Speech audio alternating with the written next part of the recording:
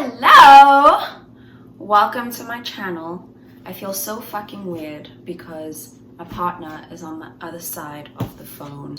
We're all pretending like this is a very normal way to be human. Alright.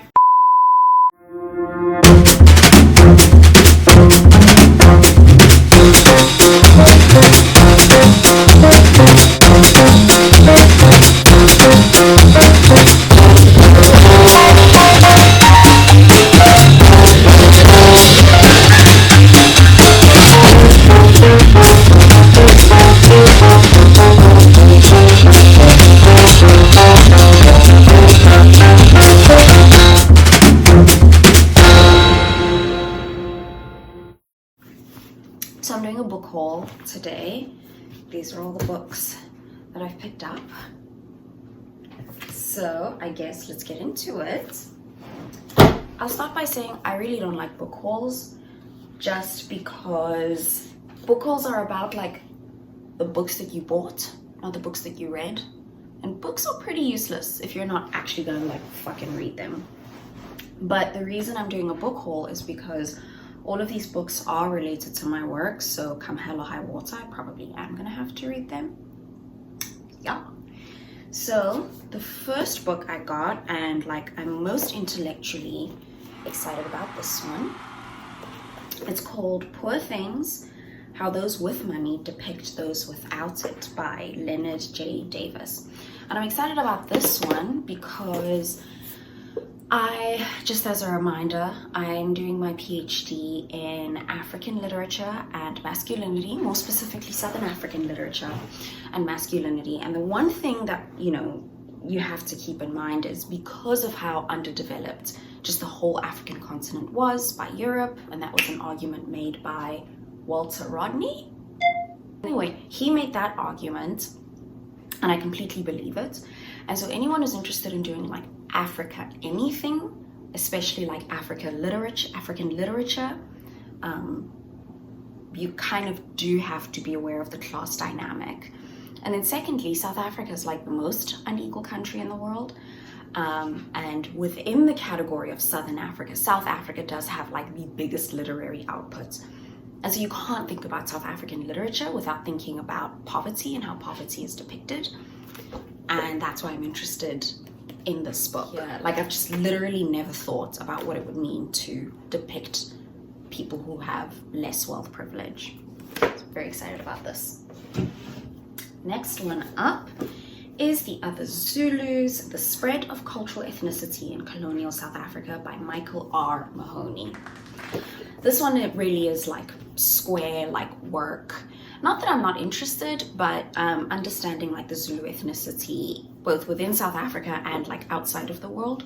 Zulu-ness, I think, has like captured South African imaginations as well as like global imaginations more than any other Southern African ethnicity. Maybe the only other one that's kind of made its way around the world is the Hottentot ethnicity, which has its own complications. So I think second to that is the Zulu ethnicity, and so I am looking forward to reading this for that reason. Third, that's on the list, is Johannesburg, the Elusive Metropolis. So I have read one article in this book, and it's the article called Literary Cities by Sarah Nuttall. So I figured like having the whole book would probably be a good idea. And this one is generally about like the formation of Joburg as a city. And maybe to explain like why Joburg is particularly interesting. If you think of like global cities, at least in the US, right? Miami, New York, and Los Angeles are all coastal cities. So is Cape Town and Barcelona, for example. But Joburg is an inland city. And part of the reason it's an inland city is because it was founded because of the discovery of gold and like the mining of gold. And the kind of culture that came out of people moving to Joburg so they could get a job on the mines, and then there's this music creation, and then the literary output of the drum generation. For all those reasons, I think Joburg as a place is worth reading about. Yeah, I'm excited about this. this one, Desire Work, Ex-Gay and Pentecostal Masculinity in South Africa. This wasn't on my radar before the flash sale, but like, you know, I saw it and I know that my knowledge on like queer masculinity, my knowledge on queer masculinity in South Africa isn't as strong as I'd like it to be. So I guess when I saw this, and I saw, right, it's homosexuality, masculinity, South Africa, it felt like, yeah, okay. The religious aspects certainly are interesting given how religious Southern Africa is. So I guess we'll see how this one goes.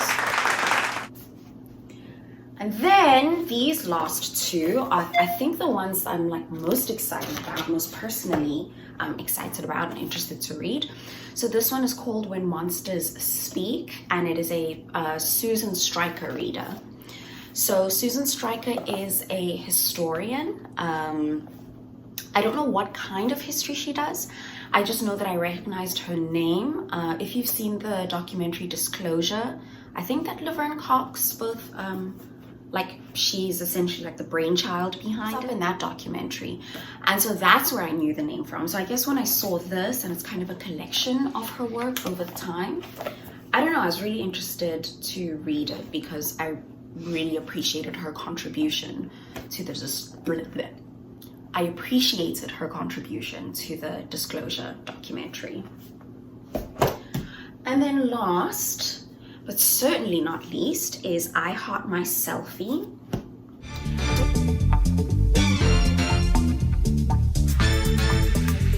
I don't know, I feel like the interest in this one is like pretty damn obvious. He basically charts the history of the selfie and like what is it about this photographic form that has captured people. And I feel like you can't be a person who is on the internet or has social media and not be interested in like what this person might have to say about the selfie genre.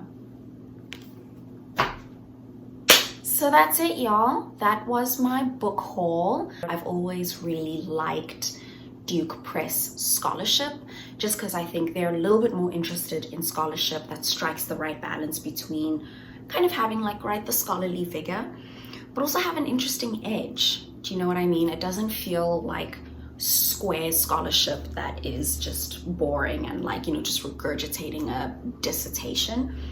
I feel like a lot of what I find from Duke Press is always interested in having a different angle.